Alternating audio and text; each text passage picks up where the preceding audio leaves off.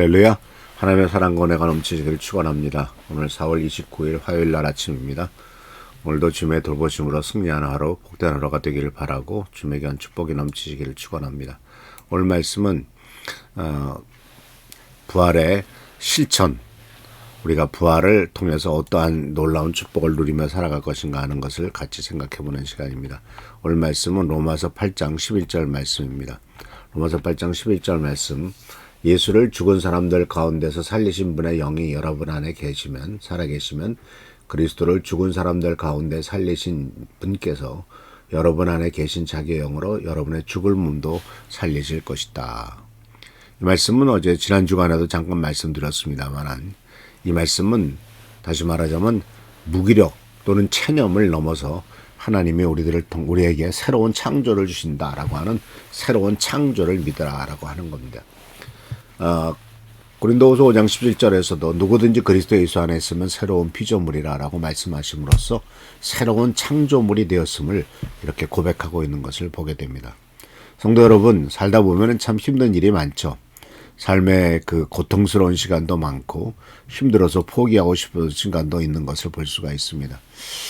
또 많은 사람들이 더 안타깝게도 그렇기 때문에 목숨을 끊기도 합니다. 가끔 특히 연예인들, 젊은 연예인들, 20대, 30대 젊은 연예인들이 목숨을 끊는 것을 보면 정말 안타깝기 그지 없습니다. 많은 사람의 인기를 얻었고 많은 사람들에게 칭송을 받고 막 팬들이 넘쳤던 그런 사람들이 어떤 어렵고 힘든 일들이 닥쳤을 때 그것을 견뎌내지 못하고 스스로 목숨을 끊는 일은 참 안타깝기 그지없고 또 너무나 그 목숨을 가볍게 생각하는 것이 아닌가라고 하는 그와 같은 마음도 있습니다. 그런데 분명히 우리들은 알아야 될 것은, 그러나 예수 그리스도의 부활은 죽음도 우리의 인생의 끝이 아니다라고 하는 것을 분명히 가르쳐주고 있죠. 희망을 잃고 체념한 채 살아가고 있는 경우도 없지 않아 있습니다. 그러나 분명히 기억하시길 바랍니다. 예수님의 부활은 무기력과 체념을 깨트린 시간이었다라는 겁니다. 예수님의 제자들은 예수님께서 십자가에 달려 돌아가셨을 때 눈앞에서 예수님이 죽는 것을 보고 그 시신이 무덤에 묻히는 것을 보고 완전히 절망했습니다.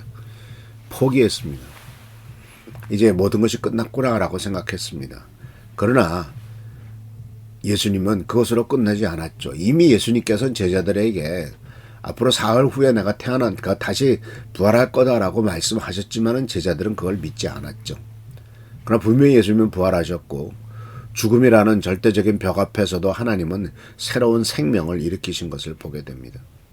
그래서 오늘 지금 이 시간 2025년 4월 29일 오늘을 살아가는 우리 미랄교회 성도님만 해도 절망을 이긴 소망을 주께서 주십니다. 또 무너진 마음 위에 새로운 창조의 능력을 주께서 허락하십니다. 이런 놀라운 역사는 지금도 일어날 것입니다. 성도님들의 삶 속에 이런 놀라운 축복이 역사할 겁니다. 그래서 분명히 아십시오. 끝난 줄로 알았던 자리에서 하나님은 다시 시작하십니다. 모든 것이 다 끝났구나라고 생각하는 그 자리, 특히 죽음이라는 모든 것의 절망의 자리에서 하나님은 다시 새롭게 시작하시는 것이죠.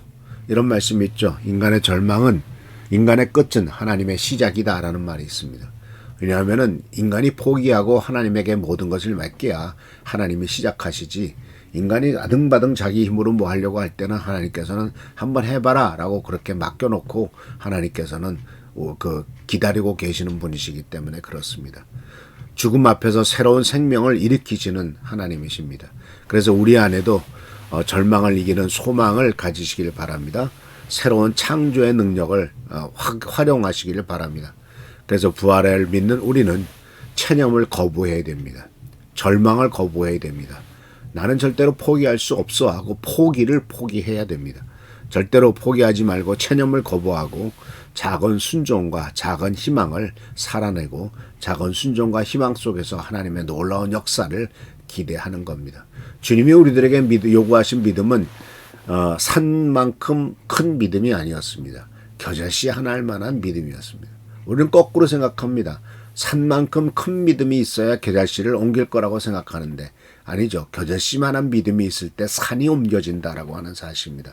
주님이 우리들에게 요구하시는 것은 작은 순종, 작은 믿음, 작은 희망이라는 사실을 기억하시면서 이렇게 무너진 자리에서 하나님, 부활의 하나님이 다시 시작하실 것을 믿으면서 일어나시며 오늘도 승리하는 복된 하루가 되기를 축원합니다.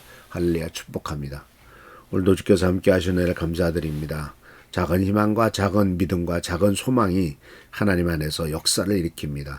부활의 능력을 주님 앞에서 받아들일 수 있도록 하시고 부활의 능력이 내 속에서 역사하는 것을 바라보는 우리가 되도록 인도하여 주옵소서.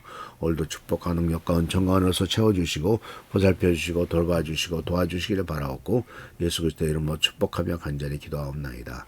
아멘. 오늘도 주님의 은혜 가운데 승리하는 여러분 되시길 바랍니다. 교회 나라 민족을 위해서 또 우리 한은조 선생님을 위해서 계속 기도해 주시기를 부탁드립니다. 할렐루야, 축복합니다.